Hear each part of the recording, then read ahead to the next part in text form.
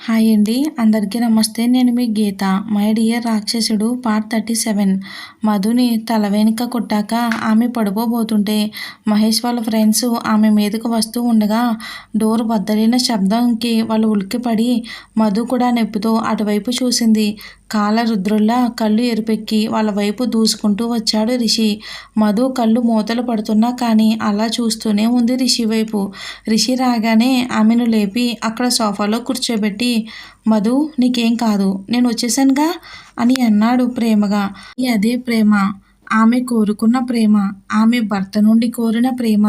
ఆమె ఏడుస్తూ అతన్ని పట్టుకుంది భయంగా. నీకేం భయం లేదు, నేను వచ్చేసానుగా అని అన్నాడు రిషి ఆమెను ఇంకా దగ్గరికి తీసుకుంటూ.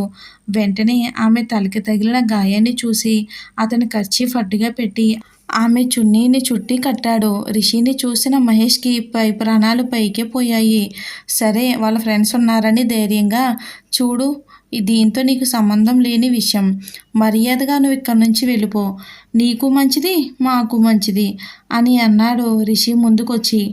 అతను మధును వదిలి మహేష్ మీదకు వచ్చి ముక్కు మీద గట్టిగా గుద్దాడు. ఒక పంచిచ్చాడు. అంతే, ఆ దెబ్బకి వాడి కళ్ళు బయలు కమ్మాయి. ముక్కులోంచి రక్తం ధారగా కారిపోయింది. వాడు వెనుక ఒకడొచ్చాడు. వాడికి పిడికిలు గట్టిగా బిగించి కడుపులో గుద్దాడు. ఇంకా వీడిది జిమ్ బాడీ ముందు వాళ్ళు అస్సలు నిలవలేదు. అంతకంటే పిచ్చ కోపంతో వాళ్ళ మీద విరుచుకుపడ్డాడు రిషి. ఇంకొకరిని లాగి మొఖం మీద గుద్దాడు. ఇంకొకడు ఆల్రెడీ మధు చేతిలో వాడికి బీర్ బాటిల్తోని గాయపడ్డాడు కదా, ఆ రక్తం ఆపుకోవటానికి తెగ ప్రయత్నాలు చేస్తూ ఉన్నాడు. అయినా సరే రిషికి ఎంత కొట్టినా కోపం తీరట్లేదు. మళ్ళీ మళ్ళీ వాళ్ళని గాయపరిచి మహేష్ గాడి మూతి మీద గట్టిగా కొడుతూనే ఉన్నాడు. ఇక వాడు స్పృహ తప్పి పడిపోయాడు. అయినా సరే వాడు కడుపులో కాలితో తన్నుతూ ఉన్నాడు. అతని కోపం తీరక హా అని అరిచి వాళ్ళందరినీ ఒక్కడే పడగొట్టాడు. ఈలోగా పోలీసులు కూడా వచ్చేశారు. ఇక వచ్చి రాగానే వాళ్ళందరినీ తీసుకుని వెళ్ళిపోయారు. థ్యాంక్స్ సార్, మీరు ఇచ్చిన ఇన్ఫర్మేషన్ ఎంతో మందికి ఉపయోగపడుతుంది. ఎంతోమంది బయటపెట్టని నిందితులను బయట దర్జాగా తిరుగుతూ ఇలాంటి పనులు చేసే వాళ్ళని పట్టించారు అని రిషికి షేక్ హ్యాండ్ ఇచ్చి వాళ్ళని ముందు హాస్పిటల్కి తీసుకుని వెళ్ళి తర్వాత స్టేషన్లో పెడతామని చెప్పి వెళ్ళిపోయారు. వెనక్కి చూసిన రిషికి తల మీద నొప్పితో బాధపడుతున్న మధు అలానే సోఫాకి వాలిపోయి అతన్నే చూస్తుంది. ఆమెను ఎలాంటి పరిస్థితుల్లో చూసిన రిషి మనసు కరిగిపోయింది. వెంటనే ఆమె దగ్గరికి వెళ్ళిపోయాడు. ఆమె కూడా లేచి అతని దగ్గరికి వస్తుంది నెమ్మదిగా నడుచుకుంటూ. అతని దగ్గరికి వచ్చిన వెంటనే కన్నా అంటూ అతన్ని పట్టుకుని అలానే పడిపోయింది. వెంటనే ఆమెను పట్టుకుని గుండెల మీద పెట్టుకుని కార్ దగ్గరికి తీసుకుని వెళ్ళాడు. ఆమెని సీట్లో కూర్చోబెట్టాడు. సీట్ బెల్ట్ పెట్టాడు, స్పృహలో లేనిది ఆమె ముందుకు పడిపోకుండా ఉండడానికి. వెంటనే డ్రైవింగ్ సీట్లోకి వచ్చి కార్ని చాలా ఫాస్ట్గా హాస్పిటల్కి తీసుకుని వెళ్ళాడు. ఇక హాస్పిటల్ వచ్చి రాగానే ఆమెను అతను చేతుల్లోకి ఎత్తుకుని లోపలికి పరిగెత్తాడు. ఇక నేరుగా డాక్టర్ రూమ్లోకి తీసుకుని వెళ్ళాడు. అతను రిషికి తెలిసినవాడు అవడంతో వెంటనే అడ్మిట్ చేసుకుని దెబ్బకి డ్రెస్సింగ్ చేసి కట్టుకట్టి పెయిన్ కిల్లర్ ఇంజెక్షన్ ఇచ్చాడు. కొంచెం మత్తుగా ఉండడంతో ఆమె నిద్రపోయింది. బయట రిషి టెన్షన్గా కూర్చుని ఉన్నాడు. డాక్టర్ బయటికి వచ్చి రిషితో, మరేం పర్వాలేదు, దెబ్బకి కట్టాను, ఆమెకి ఇచ్చిన ఇంజెక్షన్ వల్ల కొంచెం మత్తుగా ఉంటుంది, ఒక 2 అవర్స్లో లేస్తుంది, ఇంటికి తీసుకెళ్ళిపోవచ్చు అని అన్నాడు. మరేం పర్లేదు కానీ అన్నాడు టెన్షన్గా రిషి. డోంట్ వరీరా, షీఈస్ ఫైన్ అని చెప్పి వెళ్ళిపోయాడు. థ్యాంక్స్ రా అని అన్నాడు రిషి కొంచెం రిలాక్సింగ్గా. ఆమె స్పృహ తప్పుతూ తనని పిలిచిన పేరు కన్నా అని అంది అని గుర్తుకు వచ్చి తృప్తిగా నవ్వుకున్నాడు. ఎంత సంతోషంగా ఉండాల్సిన వాళ్ళం ఇలా దూరంగా ఉన్నాం. మధు త్వరగా లే అనుకున్నాడు మనసులో.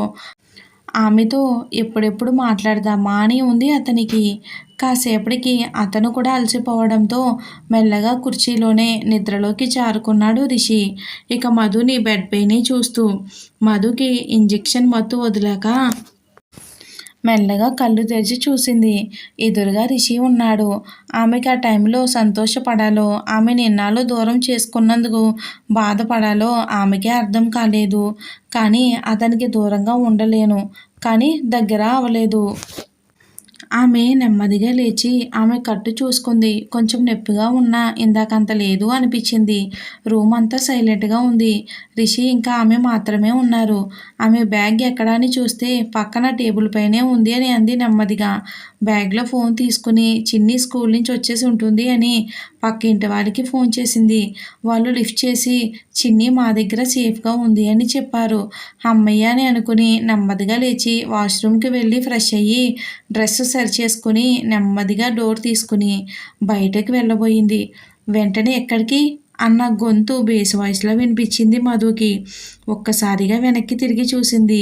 రిషి లేచి కోపంగా చూస్తూ ఉన్నాడు. మా ఇంటికి నన్ను సేవ్ చేసినందుకు థ్యాంక్స్ అని మళ్ళీ వెనక్కి తిరిగింది వెళ్ళటానికి. ఆగు, నీతో మాట్లాడాలి అని అన్నాడు కోపంగా. మీకు నాకు ఏంటండి మాటలు? మీరు బాసు, నేను ఎంప్లాయ్ అంతేగా అని అంది మధు. అంతేనని అన్నాడు రిషి ఇంకొంచెం రెట్టిస్తూ. అంతే అని అంది మధు తడబడుతూ. ఏది ఆ మాట నా మొహం చూసి చెప్పు అని అన్నాడు రిషి. నేను ఎవరిని చూడాలి అనుకోవటం లేదు అంది అటు తిరిగే. ముందు వెనుక చూసుకోకుండా ఎవరు భోజనాలకి పిలిస్తే వెళ్ళిపోవడమేనా? మా నాన్న చచ్చిపోయాడు, అమ్మ చచ్చిపోయిందంటే అలా వెళ్ళిపోవడమేనా అని అన్నాడు రిషి కోపంగా. నిజమే, నేను ముందు వెనుక చూడను. ఒకడు ప్రేమిస్తున్నాడు, పెళ్లి చేసుకుంటా అంటే నమ్మి ముందు వెనుక చూడకుండా పెళ్లి చేసుకొని కాపురం చేసి ఇప్పుడు నేను పెళ్ళైన దాన్నో లేదంటే పెళ్ళి కాని దాన్నో కూడా నాకే అర్థం కావటం లేదు అంది ఏడుస్తూ.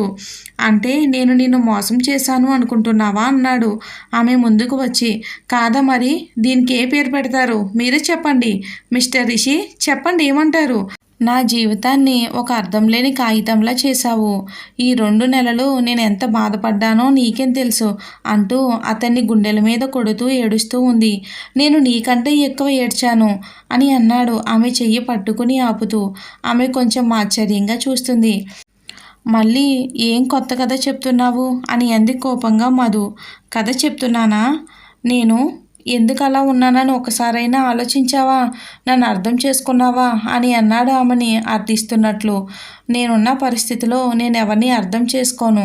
చెప్పండి, పెళ్ళయింది, ఎన్నో కొత్త సంతోషాలు నా కోసం ఎదురు చూస్తున్నాయి. ఎన్నో కలలు కన్నాను. మీతో జీవితాంతం ఉంటే చాలు అనుకున్నాను. కానీ ఏమైంది? మీ ఇంట్లో యాక్సిడెంటు, ఒకరి చావు, మీ పెళ్ళి అని అంది మధు ఏడుస్తూ. అది యాక్సిడెంట్ కాదు మధు అని అన్నాడు రిషి కోపంగా. ఆమె ఆశ్చర్యంగా చూసింది రిషి వైపు. అవును, అది యాక్సిడెంట్ కాదు. ఆ సుచిత్ర ఇంకా వాళ్ళ నాన్న కలిసి మా తాతయ్యని అత్తని మెట్ల మీద నుండి తోసేశారు అని అన్నాడు రిషి. ఏది ఏమైనా ఆడదాని మనసు బాధపడితే అది అతుక్కోదు. ఎప్పుడు కూడా ఆమెకు అతను దూరం పెట్టిన సంఘటనే గుర్తుకు వస్తుంది. కానీ ఒక్క మాట ప్రేమగా మాట్లాడితే మళ్ళీ అతనికి దాసోహం అయిపోతుంది ఆడది. ఇక మధుకి షాకింగ్గా అనిపించింది. ఏంటి నువ్వు చెప్తుంది? సొంత తల్లిని చంపాలని చూసిందా ఆమె అని అంది మధు. అసలు ఏమైందంటే మనం పాండిచ్చేరిలో ఉన్నప్పుడు నాకు ఫోన్ వచ్చింది కదా, అప్పుడు ఫాస్ట్గా అక్కడి నుంచి వచ్చేసాం మనం. అవును వచ్చేసాం అని అంది మధు కూడా గుర్తు తెచ్చుకుంటూ. అప్పుడు నాకు ఆ టెన్షన్లో అర్థం కాలేదు. కానీ మనం ఫ్లైట్లో ఉన్నప్పుడు నాకు ఒక డౌట్ వచ్చింది. మనం అక్కడ ఉన్నట్టు ఎవరికీ తెలీదు. మన ఫోన్స్ కూడా స్విచ్ ఆఫ్లో ఉన్నాయి. కరెక్ట్గా వాళ్ళు కూడా మనం ఉన్న రిసార్ట్కే కాల్ చేశారు. ఏంటి అని. అందుకే నిన్ను మీ ఇంటికి పంపించేశాను. ముందు హాస్పిటల్కి వెళ్ళాను. అక్కడ అత్తతో పాటు ఈ రాక్షసి ఉంది.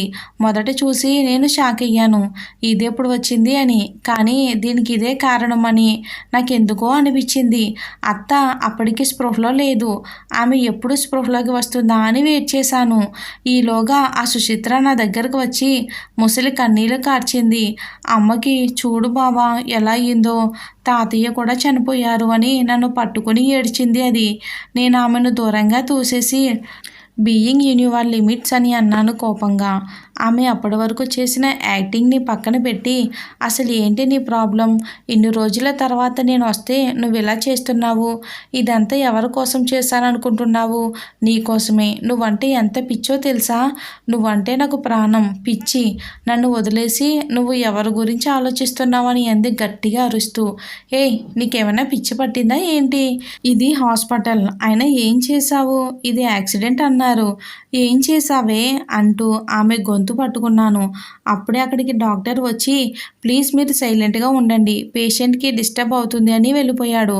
అవును, ఆ డాక్టర్‌ని అప్పుడు గుర్తుపట్టాను. వాడు ఆ సుచిత్ర ఫ్రెండు. ఇదంతా నాకు బాగా తేడాగా అనిపించింది. తాతయ్య బాడీని మాకు అప్పచెప్పారు. సమయానికి నాన్న కూడా ఇంట్లో లేరు. పిన్నితో కలిసి వాళ్ళ అత్తగారి ఇంటికి వెళ్ళారు. విషయం తెలిసి వాళ్ళు కూడా ఇంటికి వచ్చేశారు. అత్త ఈలోగా స్పృహలోకి వచ్చింది. మొదట నన్ను అడిగిందని తెలిసి లోపలికి వెళ్ళాను. కానీ నా వెనుక సుచిత్ర కూడా వచ్చింది. "నువ్వెందుకు?" అని అన్నాను కోపంగా. "మా అమ్మ బావ ఎలా ఉందో నేను చూడాలి కదా" అని వచ్చింది. ఇక నేనేమీ మాట్లాడలేదు. అత్తని చూసి ఆమెను ఎలా ఉంది అని అన్నాను. ఆమె దానికి బదులుగా నా చెయ్యి పట్టుకుని ఏడుస్తుంది. అప్పటికే ఒంటి నిండా దెబ్బలతో నీరసంగా ఉన్న ఆమె ఇంకా ఏడవటం నేను చూడలేక, "బాధపడకత్తా" అని అన్నాను చాలా బాధగా. "అంటే తాతయ్య చనిపోయాడు కదా బావా, అందుకే అమ్మ బాధపడుతుంది" అని అంది సుచిత్ర.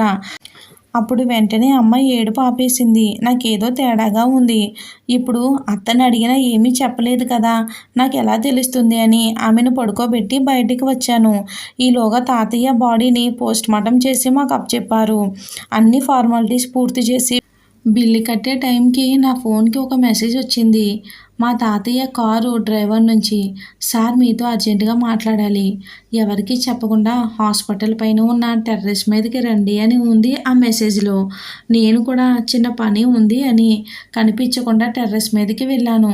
అక్కడ అతను అటువైపు తిరిగి భయంగా నిలబడ్డాడు.